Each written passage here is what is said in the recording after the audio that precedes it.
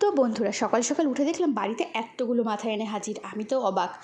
কারণ এতগুলো মাথা আমাদের বাড়িতে একসাথে কোনো দিন আসে না। আজকে হয়তো পেয়েছে তাই এনেছে। তো তোমাদেরকে বলে দিই এখানে কতটা মাছ আছে। এখানে কিন্তু প্রায় ওই 3 কিলো মতন মাছ আছে। দাম হয়তো ওই 280 টাকা মতন নিয়েছে। তো দেখো, আমি কিন্তু এখানে মাছের মাথাগুলো ভালো করে ধুয়ে নিচ্ছি। আর আমরা কিন্তু মাছের মাথা খেতে মাছের থেকেও অনেক বেশি ভালোবাসি, কারণ খুব টেস্টি লাগে।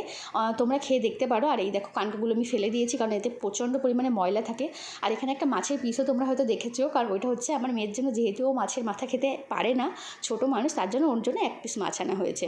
তো আমি কিন্তু ভালো করে এখানে মাছগুলোকে ধুয়ে তুলে নেব, কারণ মাছটাকে আমি এক্ষুনি রান্না করব। আর তোমরা আমাদের মতন কারা কারা এরকম মাছের মাথা খেতে পছন্দ করো অবশ্যই কিন্তু কমেন্ট করে জানাবে। তো এখানে মাসি কিন্তু দেখো হলুদ আর লবণ ভালো করে মাছটাকে মাখিয়ে নিচ্ছে, কারণ মাছটাকে ভালো করে মাখিয়ে তেলের ভালো করে ভাজতে হবে, নাহলে কিন্তু একটা কাঁচা কাঁচা গন্ধ বেরোবে মাছের।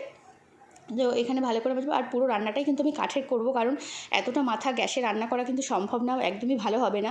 আর তেলটাকে দেখে অনেকে ভাববা হয়তো এরকম কালো লাগছে কেন, এটা কিন্তু একদম দেশি, একদম ঘানিতে ভাঙানো সর্ষের তেল, কোনো ভেজাল কিন্তু এতে নেই।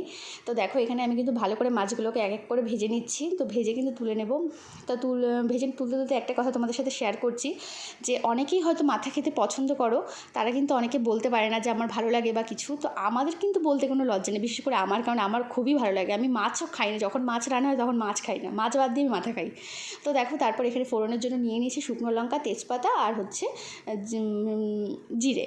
এইটা ফোড়ন দিয়েছি। আর দিয়ে দেবো পেঁয়াজটা একটু লাল লাল করে ভাজলে, আমি আগে থেকে করে রেখেছিলাম আদা, রসুন, জিরে আর লঙ্কার পেস্ট। আমি কিন্তু এখানে কোনো রকম রং, মানে ওই শুকনো লঙ্কার কোনো রং আমি ব্যবহার করছি না, শুধুমাত্র অর্গানিক যেটুখানি আছে আর কি সেটুখানিই দিয়ে। এবার দিয়ে দিলাম একটু হলুদ, তারপরে জল দিয়ে ভালো করে জলটাকে ফুটিয়ে এখানে মাছগুলোকে দিয়ে দেবো। তো আমার ভিডিও যদি তোমাদের ভালো লেগে থাকে, তাহলে কিন্তু অবশ্যই আমার পেজটিকে লাইক করবে আর আমাকে একটু সাপোর্ট করো, যাতে তোমাদের কাছে আরও নতুন নতুন ভিডিও আমি দিতে পারি। তো দেখো, আমি ঢেকে দিয়েছিলাম অল্প একটু, আর কালারটা দেখো কত সুন্দর এসেছে, আর খেতেও কিন্তু দুর্দান্ত হয়েছিল। আজকের মতন এইটুখানি, দেখা হচ্ছে পরের ভিডিওতে, টাটা।